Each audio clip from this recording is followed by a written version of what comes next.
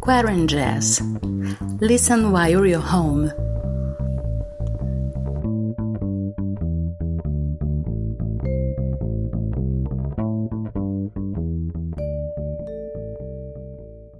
Hello and welcome to the 14th episode of QuaranJazz.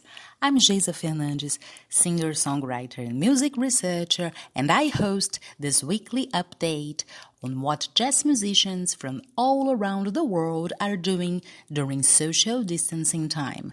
Well, actually, some of them are already returning to their routines or, let's say, learning what the new normal is going to be like. I'm not. Here in Rio de Janeiro, we're still on lockdown, the situation is still pretty messy, so as long as I'm confined, this show goes on. And today, I would like to start with a huge thank you to all of you who had been sending me your comments on the show. Your kind words, they are not only a motivation to keep this podcast going on. Maybe you don't know, but you give me also strength to keep on during these hard days.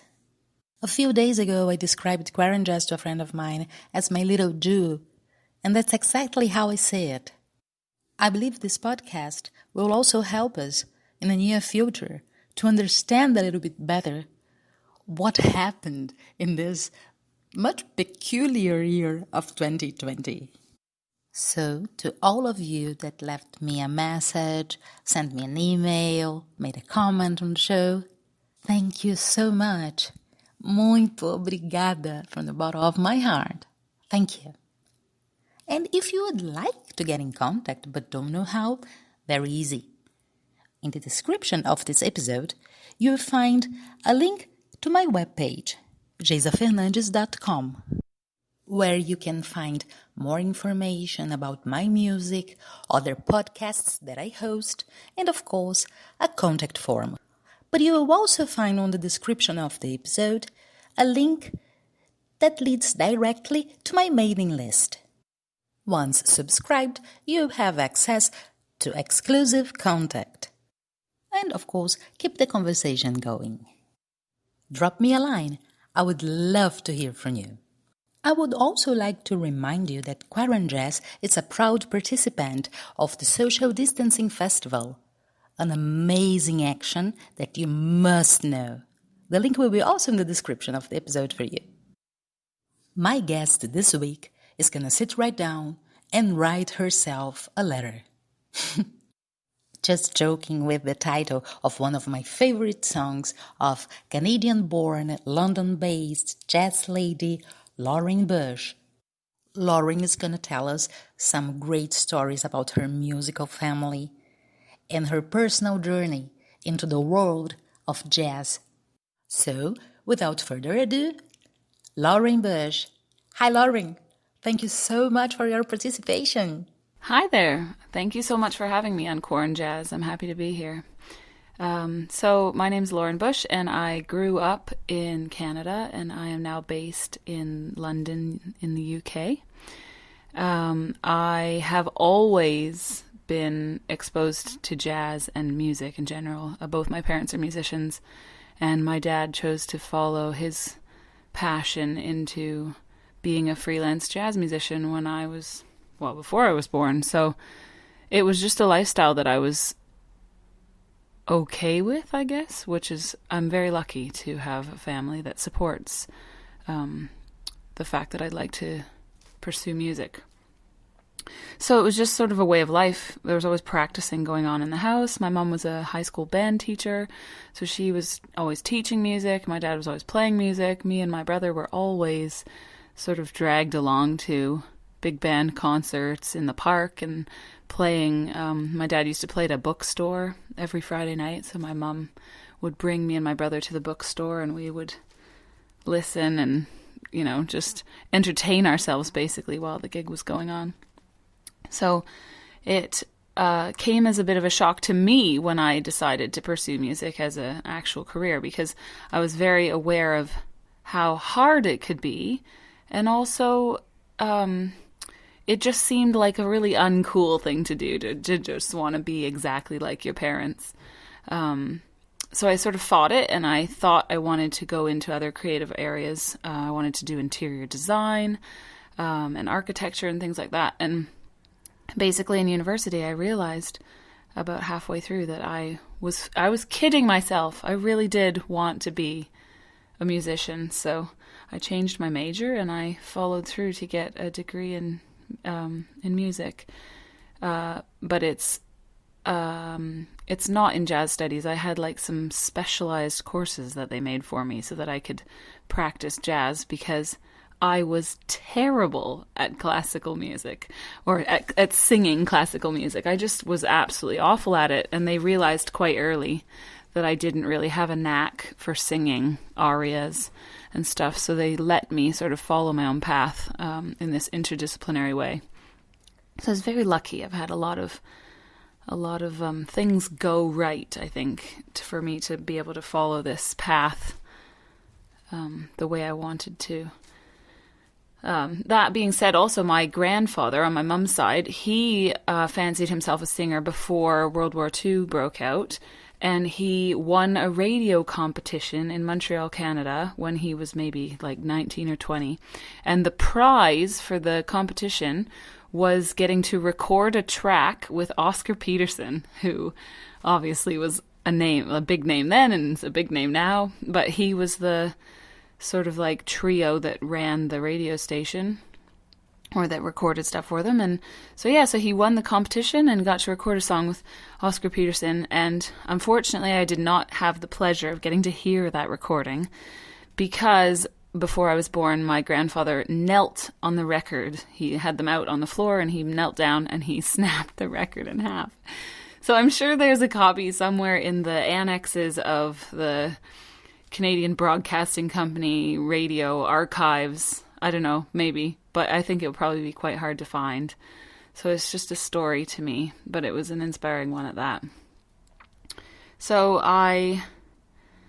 once I decided I wanted to pursue jazz, it was sort of all guns blazing then. My family and the musicians around me that I just kind of immersed myself in were just constantly telling me what to listen to and what to practice and who to transcribe and how to improve my skills, because I think I maybe had some catching up to do, even though it was sort of in my veins. This is something that I'd never really considered before, so I was like orally transcribing Ella Fitzgerald every single day. That's where I started listening to Ella, listening to Chet Baker's another of my favorites, because he played the trumpet and he sang, so he was able to sort of cross genres, but cross the divide between instrumentalist and vocalist, which is something that I really try to aspire to be, is a singer who sings like an instrumentalist. I think it's really important to not just be a singer standing in front of the band. You're a member of the band, and you are supposed to fit in as such, I think. Or at least that's what I want. I want to fit in as such. I want to be included in that sort of little club that so many musicians are in, and they're featured in it. So yeah, Ella Fitzgerald, Chet. I did listen to some instrumentalists because my parents were into lots of trumpeters and stuff like that, like Freddie Hubbard, and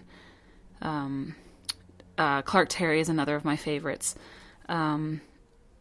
I just tried to mimic their sounds and copy what they were doing, and the more voices, whether those are instruments or singing voices, that you hear and that you sort of like try to internalize, the more those voices influence my art. So then I can be myself while still, not still, but I can be myself while being influenced by all these people, but without sounding like someone else. I never want to sound like someone else. I want to sound like me. I totally understand what you're saying, Lauren. Yes, the musical signature. And I loved the stories about your family. And how was this process of changing places? Because now you're based in London, right? yeah, I started to really pursue my career in jazz, and I was getting myself going in Canada and after university, and I just decided to make a leap to move to London, England. It's a place I'd been to, and I was really interested in just living in the UK. I find London an absolutely fascinating city, and its proximity to mainland Europe is also really great. It's very different to North America, because across Canada, everything is quite far away. Our country is so huge, so being so close to Europe is amazing. So I moved over to London about 8 years ago, just under 8 years ago, and I love it here. I just absolutely love living in a big city. It was either going to be New York or London for me, but New York is almost impossible to break into, even as a Canadian. So once I had sort of started to develop myself as a singer in Canada and at university, I made a decision to move to the UK. I was lucky enough to qualify for a 2-year visa, a working visa. I have my teaching degree, so I moved over here to teach primary school as a means to an end. And that has allowed me to pursue music sort of on the side, I guess. And so I've been here now almost 8 years. I've just fallen in love with London, and I'm just really thankful that I've had this opportunity, because it's just London is an amazing city. For me, it was either going to be New York or London, and London was easier to get a visa to, so I ended up here. And that's where I've been since lockdown has started at the end of March. I'm very lucky to have my teaching, my classroom stuff, because that means that I am not sort of in the boat that most musicians are in, that they've either had their work furloughed or they're self-employed and they're really struggling, I think, financially and also emotionally. It's like a grieving process, isn't it? Having everything that you love basically stripped away so that you can't do it. And if you are going to do it, you have to sort of do it under these confinements, like in your living room or only when you're in the mood or whatever it might be. So, I'm quite grateful that I have a proper job. It's the first time I think that I've actually felt really grateful for that job, because usually I felt like it was holding me back, and if I didn't have my teaching, I'd be able to pursue my music full time. But now, I think I'm very lucky that I have that day job to go to. Lauren, listening to your story makes me think how this pandemic is all related to not only setting new priorities, but also about reinventing ourselves, even in terms of dealing with stuff we have in a new way. I'm glad you have another look to your job now. And talking about the pandemic, what were you doing when the COVID crisis exploded? And what are you doing right now? Are you, for instance, following the world trend of making live concerts from home? I'd just been starting to get some stuff off the ground, actually, when things started to get canceled, which is a real shame. Last year, I registered as self-employed, and it was sort of like a big step for me to take my career in the next level and try and actually pursue gigging and working as a musician as a real viable option. So I'd been gigging around London quite a bit, and I've got my own quartet that I play with. I recorded my album in 2016 with some extra horns on there as well. But I have had quite a few like really good, proud moments for my quartet around London. And this July I was supposed to have a little southwest tour of England that I was really looking forward to. I had developed this little relationship with a pianist called Alex Webb, who does amazing things for the scene in London. And he's just a real go-getter. He's got really good ideas. He writes music in this sort of swing style, and he's just always got his finger in a pie somewhere that's really cool, unique. He's a nice guy, and he's just fun to play music with. So that was starting to develop into something nice, and I would have liked to have played the gigs that we had in the diary. But so it goes. Hopefully when all of this stuff sort of starts to come back, all the gigs start to come back, hopefully we'll be able to play some music again together, because I was really, really enjoying getting to know him musically. Otherwise, I play in my very good friend Fliss Gorst's swing band. It's called the Fliss Gorst Band, and she plays a tenor saxophone, and she writes songs and she arranges music from the swing era, and we just have so much fun playing music together. I really miss her band and hanging out with them. It's always fun. We always end up at the pub after the gig just having a great time together. And every gig we've done has just been, it's just fun. They're the kind of gigs that you want to do. You don't think, oh, this is going to be such a drag. You just absolutely have such a joy playing with her and the other musicians in the band. So I really miss hanging out with those guys, and I really look forward to a time when we can do that again soon. Fliss has been doing some really cool stuff online, playing some live concerts and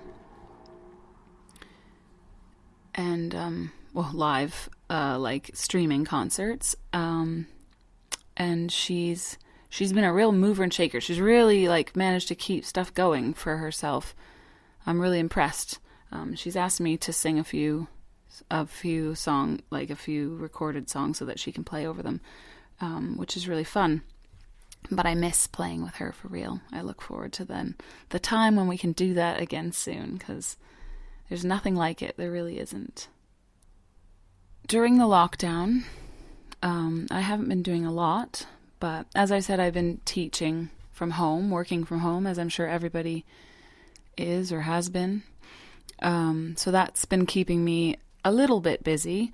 But other than that, I've just found that looking after my mental health and the caring about the people in my world has been my main focus. I found that this whole pandemic has been really hard on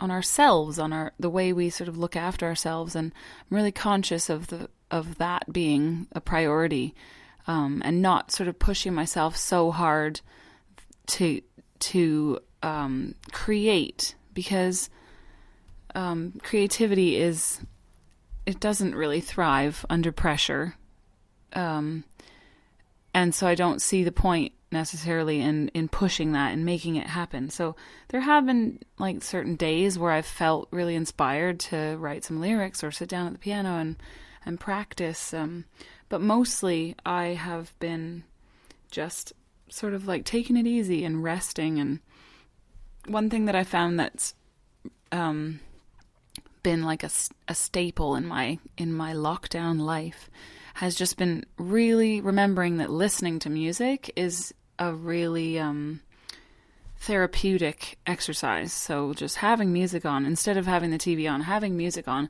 and letting it reach me, letting it seep into my skin and into my brain.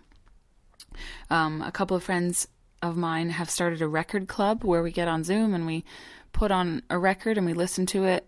And then after each track, we just chat about it and have a drink together, virtually. It's just been really interesting.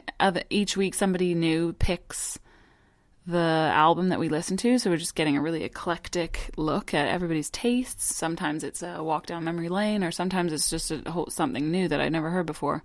So I've really enjoyed that.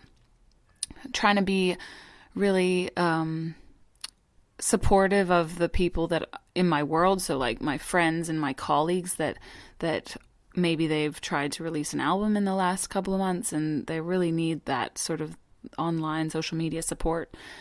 Trying to watch friends that are doing live streams and just reach out and say that you're there for people, talk about the things that we need to talk about online. So there's lots of discussions about, how we financially support ourselves or what this is going to look like going forward. I really like to be involved in those conversations. I feel like they really nurture me and help me understand and grow and deal with what's going on. There's also been one other thing that I found really interesting, and that is this, I guess it's a website in New Jersey called Jazz House Kids, and it's run by Christian McBride and his wife Melissa Walker, and they've been posting, I guess they've probably been using their vast sort of like phone book of names of people that they know through their work to get them all on Zoom and talking about music. So the first one that I watched was Carmen Lundy and Diane Reeves and Veronica Swift talking about, it was a bit like our record club. They each chose an album or a song and played it, and then the four of them would talk about it, and then they sort of, lifted each other up, and they played a bit of music of each of their styles. They all come from different parts of the world or different parts of the country at least, and have different experiences, different generations, and it was so cool. It was almost 3 hours long, I think, but it was so cool to just sit and listen to these like experts or they're legends talking about their music and what inspires them and who they like and who they listen to. I just think that this is a time where that sort of thing has emerged, and when else would that have happened, really? When else would we have ever had the opportunity to sit in the comfort of our own homes and listen to our like inspirational, the people in our lives that inspire us, how to sit and talk about their music and what they like. I can't imagine that ever having emerged in any other way. So they did. I watched the one, and there's a couple others that I've got to find the time to watch them. There's one with Kurt Elling. There's one with Dee Dee Bridgewater and Cecile McLaurin-Salvant. Those people are such an inspiration to me, and I just can't wait to sit down and listen to what they have to say about music. There's never any other time I can think where I'd be able to sit down in a room with Cecile McLaurin-Salvant and just talk to her about how she ended up into jazz. So I recommend those if you want to try and check it out. Google that, and you'll have to set a few hours of your life aside to do it, but I think it's really worth it. There are tons of other artists out there that have been sharing their music, sharing their thoughts about their music as well. I know Fred Hirsch, the piano player, has been doing like almost daily concerts. Maybe not anymore, but he was. And Herbie Hancock's been out there talking about stuff. Quincy Jones is doing everything all the time, I'm sure. But see what's out there, because it's definitely worth checking out. More locally to me, there's a website called the London Jazz News, and they have just an absolute wealth of information about not just UK jazz, but jazz all over the world. Artists, album reviews, interviews. The most recent one is an interview called In Lockdown With, and they sort of pose these 10, it's like a teen girl magazine where you pose 10 questions to the hunky guy on the cover or whatever, and he answers the same 10 questions that everyone would answer, but obviously for jazz musicians. So 10 questions that you, as a jazz musician, need to answer about, things like most memorable moment or first album you ever bought. And the same questions have been posed to all these different people. So it's been really interesting reading about everyone's experiences and influences. Again, another time when you just think, when else would you get this experience to read about somebody else's life and how they came into these things. So those are some of the things that I have been doing during lockdown. As far as plans beyond that, there's not many. I'm just really curious to see what's gonna emerge. I think it has to be different. It cannot be that this ends and we just go back to the way things were. We need to be more inclusive and more understanding and more open, and definitely more supportive to the arts communities around us. It's the only way to move forward. I totally agree with you, Lauren. I think there's a lot of pressure in the air, and sometimes, just calming down is the best option, is the best that one can do.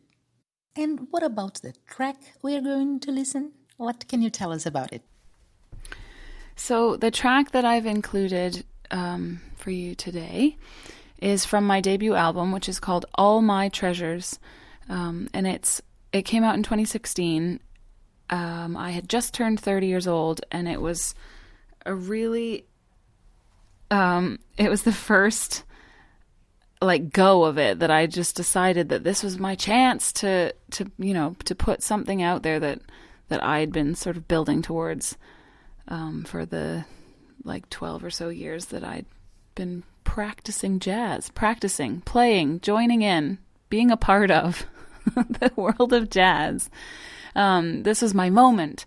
So I had sort of built this little repertoire of songs that I really loved singing, and I just felt like they would mean something to me on an album. They would matter. They would bring something new to the table. Ideas for arrangements and stuff that I had that I shared with my favorite pianist, maybe of all time, but that might be hard to say. His name's Liam Dunnicky, and he arranged all the songs on my album. They're beautiful arrangements. I've never been so proud of something as I am of my debut album. I'm sure everyone could say the same thing, because it's your first piece of work. But I hope that I can work with Liam again in the future, because he is just so unbelievably talented, and I'm lucky to have him in my band. Anyway, so we kind of narrowed these songs down to 12 songs, and there was quite an eclectic little mix of tunes. And the one I've picked for today is called Gingy. It's a bossa nova, which I thought might be fitting. But it's a beautiful bossa nova about a girl called Gingy, as much as some people call it Dindy because of the D's, but I know better. I don't speak Portuguese, and I don't think I would ever sing it in Portuguese, because I would probably butcher it. But the English translation of Gingy is really quite beautiful. And it starts with this really free section that is out of time, and it's a very lovely story, I think, and that's partly why I like it. The melody is really beautiful as well. So it starts off freely, and then it sort of falls into the bossa nova tempo, and there's a beautiful trombone solo by Kieran MacLeod on it that starts out sort of arranged. You hear a little snippet of, I shouldn't really tell you, but a snippet of Somewhere Over the Rainbow sort of starts his solo, and then he goes off into this beautiful improvised solo, and then we or Liam, I suppose, wrote out like a soli for me and the trombone player to play together. And so we do that. And I don't know, it's just, when I told Liam that I wanted to put Gingy on the album, I never thought that this is what it would turn out to be. But I'm just really glad that it came out this way. And I think it's a feature to me. It stands out as something really quite special as to what it developed into. It's still one of my favorite bossa novas, I think. Out of all of the bossa novas out there, I think Gingy is maybe top of my list. So I hope you enjoy it. I'm always a sucker for Tom Jobim. Tom Jobim is a great master. He's responsible for a big part of what is considered the Brazilian popular music. And for me particularly, he's also a reference. And what a coincidence, because yesterday I was listening to the Sinatra version of Gingy. Oh, and by the way, you were talking about the phonetic difference, the Gingy, Dindi things. It's because in Portuguese, some consonants like D and S and T, they can vary a lot. It's another example, they can vary a lot from region to region. I'm from Rio de Janeiro, so was Jobim, so the D here is often spoken like a G and the T like a chi.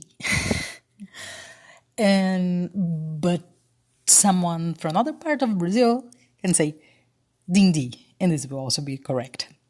Will not change the meaning. Unlike the versions, Jobim wrote himself the English versions for a lot of his songs, and that gave him basically some freedom. Freedom not only to translate, but also to recreate the verses, being faithful to the original melody. That was the premise, always keeping the original melody. But anyway, while listening to the beautiful voice of Sinatra, I was thinking that the English version of Dindi is maybe even more beautiful than the original one in Portuguese. And there's another interesting fact about this song, is that in its English version, Dindi is clearly a love confession, person to person. But in the Portuguese version, the verses, they are a little bit more abstract. The reason for that being that Jobim's oeuvre is very much influenced by nature, and the inspiration for this song was actually a river from a small town in the Brazilian region of Vale do Rio Preto. Isn't that funny? I mean, funny and beautiful in its way, because the song works perfectly either way. And the English version is even more beautiful. So thanks a lot for your choice, Laurie. And of course, thank you very much for your participation as well. I hope that in the near future, we can be sharing a stage singing a lot of bossa novas, a lot of Jobim songs, either in Portuguese, in English, doesn't matter. Thank you very much. And thank you too, my dear listener, for staying with us. This was the 14th episode of QuaranJazz. I'm Geisa Fernandes. And if you want to know more about my work, my musical projects, and other podcasts I host, visit geisafernandes.com. The link will be in the description of this episode. May I remind you that you can also contact me by joining the group The Touring Jazz Musician. It's a Facebook group I've created to talk about jazz festivals with open submission processes, that take submissions directly from artists. If you're a jazz musician and would like to know more about jazz festivals, join the discussion, The Touring Jazz Musician on Facebook. And if you would like to share your lockdown stories with us, drop me a line. You can either use the contact form on my webpage or subscribe to my mailing list. Both links will be in the description of this episode. Till next week, and now, ladies and gents, Dindi. Sky, so vast is the sky, with faraway clouds just wandering by. Where do they go? Oh, I don't know. Don't know. Wind that speaks to the leaves, telling stories that no one believes. Stories of love belong to you and me.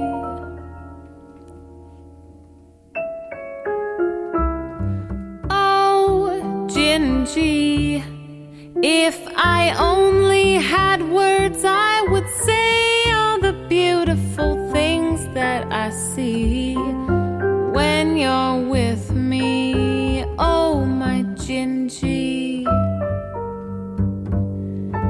Oh, Gingy, like a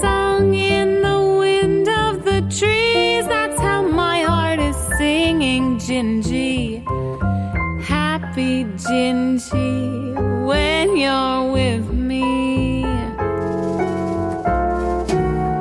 I love you more each day. Yes, I do. Yes, I do. I let you go away if you take me with you. Don't you know, Gingy, I'd be running and searching for you like a river that can't find the sea. That would be me without you, my Gingy.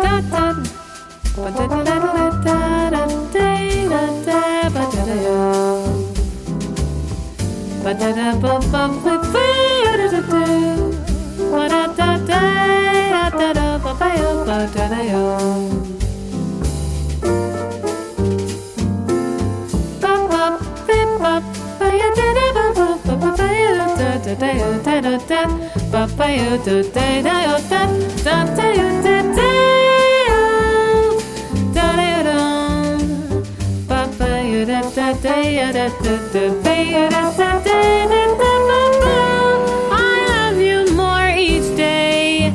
Yes, I do. Yes, I do. I let you go away if you take me with you. Don't you know, Gingy, I'd be running and searching for you like a river that can't find the sea. That would be me without you, my Gingy.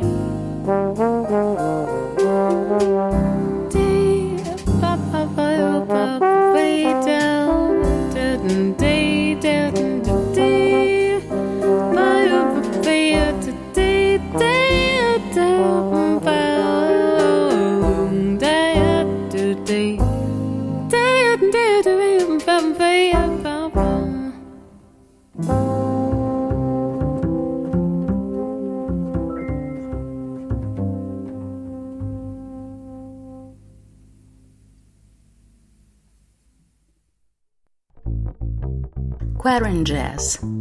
Listen while you're home. QuaranJazz, a podcast by Geisa Fernandes.